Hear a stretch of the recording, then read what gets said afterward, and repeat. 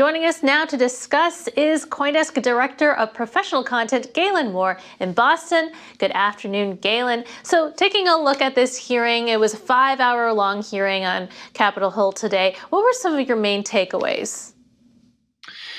Look, Christine, I thought overall the tone of it was very positive. It was one of the, in terms of the substance of the hearing, one of the better of these congressional technology hearings that have become a regular feature.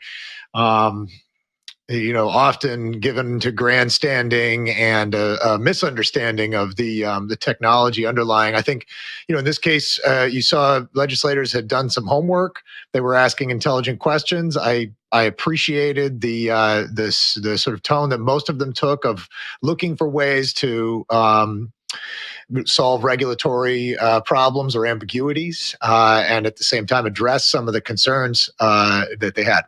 Yeah, I thought it was a productive hearing. There were clear explanations given. It felt exploratory, not antagonistic, and educational in the end.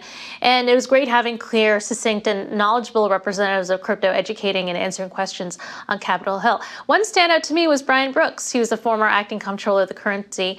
And he spoke about, decentralization, as we heard from that clip there, decentralized exchanges, and how KYC, know your customer, personal identification may not be a good thing to require and potential, possibly, impossible in truly decentralized exchanges. No, I totally agree with you. Brian Brooks is a standout. Honestly, the industry is lucky to have him.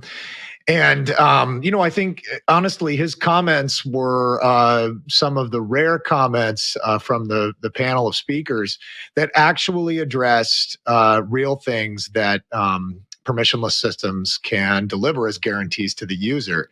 You heard, for example, Jeremy Allaire from Circle talking about money operating at internet speed. I believe money already operates at internet speed.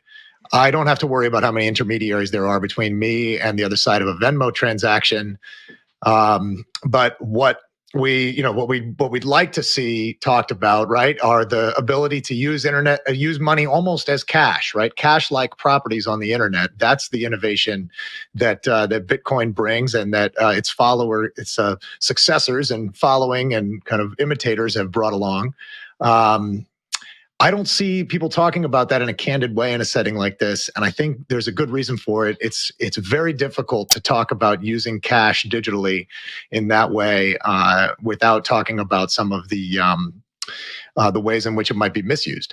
So there's a kind of an inherent tension there that is sort of the elephant in the room in these conversations. And while I did think it was very positive, I thought Brian Brooks's comments were among the few that really did address some of the ways in which those properties might actually be conveyed to an end user in a way that's meaningful. Okay.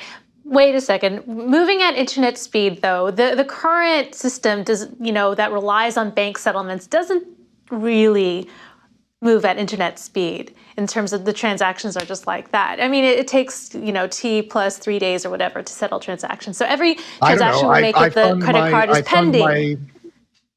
I fund my Coinbase account via my bank account, and I'm able to trade instantly. Not every brokerage account works that way, but Coinbase does.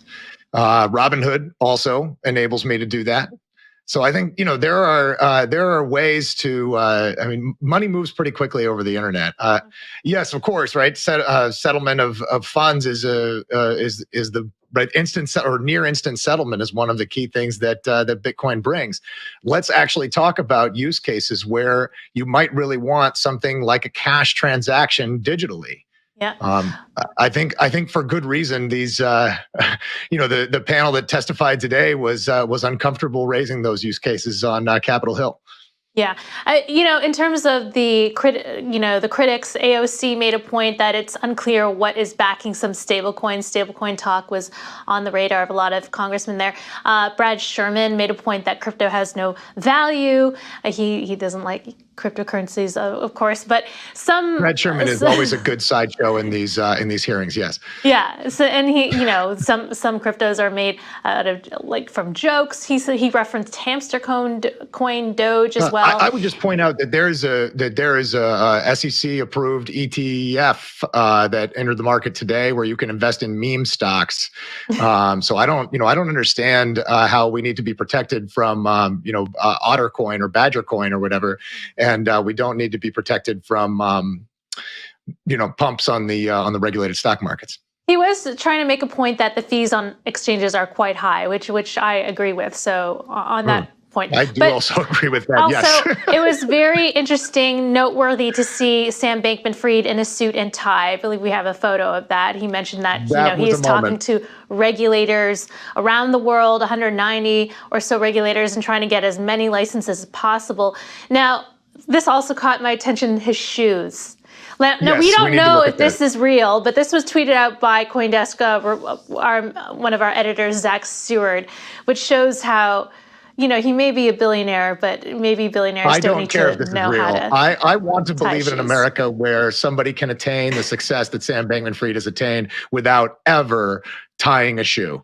That's the America that I believe in. I didn't know it until today, but that is the America I believe in. That's the America I want to live in.